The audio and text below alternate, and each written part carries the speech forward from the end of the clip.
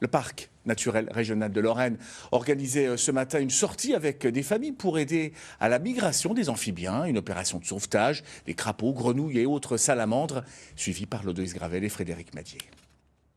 On voit au bout des pattes arrière, elle n'a pas de palme, elle n'a pas de filament au bout de la queue. Et normalement, elle a des petites taches blanches à la base des pattes. Ce triton palmé vient d'être récupéré en bord de route. Donc ça, c'est plutôt une femelle. Autour de Lisa Ségère, plusieurs familles apprennent à reconnaître les amphibiens qui peuplent cet espace naturel. Ici, quand le printemps revient, crapauds, salamandres et autres grenouilles quittent la forêt pour rejoindre l'étang le plus proche. Ce qui se passe, c'est que les amphibiens, en hiver, ils vont dormir dans la forêt qui est juste là.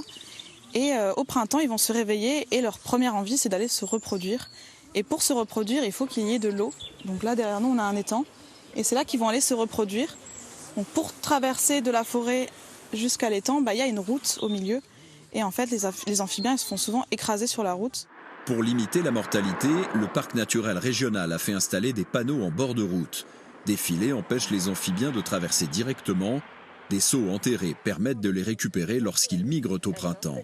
C'est ensuite la main de l'homme qui les aide à rejoindre le milieu humide.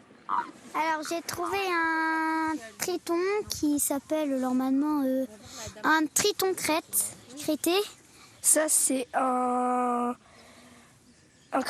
crapaud commun, un mâle, parce qu'il est plus petit que la femelle. Ça te fait pas peur d'avoir la grenouille dans les mains? Non. C'est rigolo.